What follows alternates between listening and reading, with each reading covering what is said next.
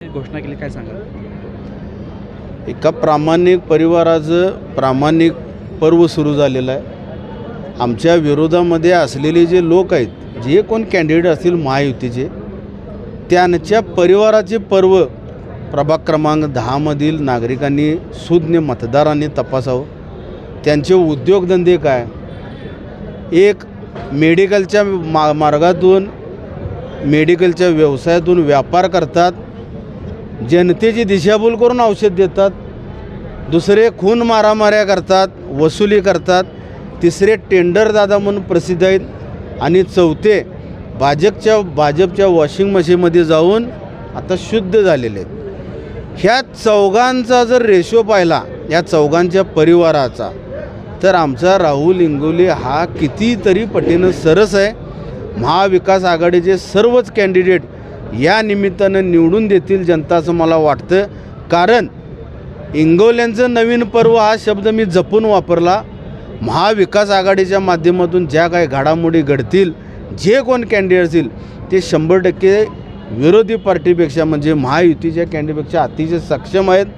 त्यांच्या व्यापारी ध्येय दृष्टिकोनातून म्हणजे जे टक्केवारीवाले असतील, जे मेडिकलवाले असतील, जे मटकावाले असतील, आणि जे खून मारामाऱ्या करणारे असतील, त्यांच्यापेक्षा राहुल इंगोले हा उमेदवार हजारो पटीनं सरस आहे. एका बाजूला खुर्चीसाठी अनेक प्रकार महाराष्ट्रात सुरू आहेत, मात्र आपण हे पर्याय निवडला आहे की राहुल इंगोलेंना आपण संधी दिली. हा पर्याय नाही.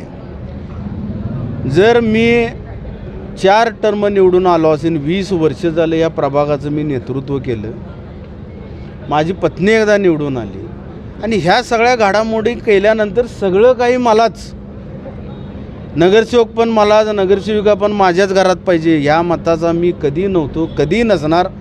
मी स्वच्छ प्रामाणिक काम केलं.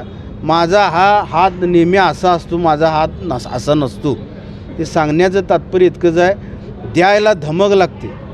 कोल्हापूरवासियांना एक नवीन अध्याय, नवीन दिशा दाखवून दिली की आपल्या परिवारामध्ये इतर पक्षीय लोकांचं ऐकून, पक्षाच्या नेत्यांचं ऐकून वादग्रस्त न करता आपल्या परिवाराला मोठं करा, पक्षाकडे पक्षाच्या नेत्यांच्याकडे दुर्लक्षित करा. जागा 7 दिल्या, यावर पक्षश्रेष्ठी पुन्हा निर्णय घेतील. ह्या विषयावर मला जितकं शक्य आहे तितकं मी बोललो. जर मी या पदावर नसतो तर 7 पण मिळालं नसतं. मग एकंदरीत महाविकास आघाडीत जो जागांवर तिढा होता तो मिटला आहे का? महाविकास आघाडीत तिढा नव्हता, फक्त जागा आम्हाला किती आणि ती किती देणार हाच विषय होता. तिढा काय नव्हता. महाविकास आघाडीमध्ये शिवसेना आणि काँग्रेसही सक्षमपणे चांगल्या पद्धतीनं लढतील. कोणी कोणाचे पाय ओढणार नाहीत. जे कॅन्डिडेट उद्धवसाहेब देतील, जे कॅन्डिडेट बंटीसाहेब देतील, यांच्या माध्यमातून ज्या घडामोडी घडतील त्या आम्ही सक्षमपणे पार करू.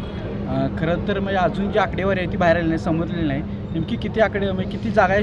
11 फायनल करून आम्ही आलो होतो. आता 7 जागा त्यांनी फायनल करून ठेवलेल्या आहेत. इथून पुढे काय घडामोडी होईल मला माहिती नाही. माहितीमध्ये देखील मोठ्या घडामोडी घडत आहेत. अचानक आज एक माघार झालेली आहे, कसं बघता याकडं? हो का, एक जुनी म्हण आहे, असतील शीते तर जमतील भोते.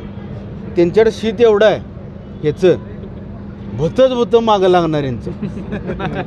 आणि इकडे सगळी वेताळ आहे, सगळी उधळोबा मसोबा इकडे सगळे आहेत. जी चांगले आहेत ती इथं आहेत, आणि जी भूत आहेत ती तिथं आहेत. Thank you sir. आता तुम्ही इथून पुढची कशी प्रोसेस राहील, प्रचाराची कशी भूमिका राहील तुमच्या? आज शुभारंभ केलेला आहे. उद्या फॉर्म भरण्यात येईल. फॉर्म भरल्यानंतर ज्या काही घडामोडी राजकीय घडतील, स्टेप बाय स्टेप आम्ही समोरचा व्यक्ती कोण आहे पाहून, त्यांचं काय राजकीय घडामोडी आहेत, त्यांचं नेमकं कल्चर काय, त्यांचं नेचर काय, हेच जनतेपुढं आणू. यावेळी पण पेनड्राईव्हचं चर्चा असणार आहे का? नाही, इथं पेनड्राईव्हची गरज नाही. इथल्या माणसांचा धंदा हे इथल्या लोकांनाच माहिती आहे. त्यामुळे पेनड्राईव्ह वाटा इथे गरज नाही.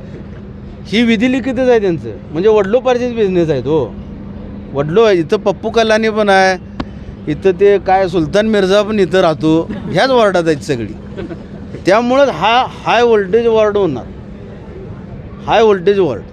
Once upon a time Mumbai नाही, once upon a time in Kolhapur in Shivaypeth हा पिक्चर इथं होणार. थँक्यू.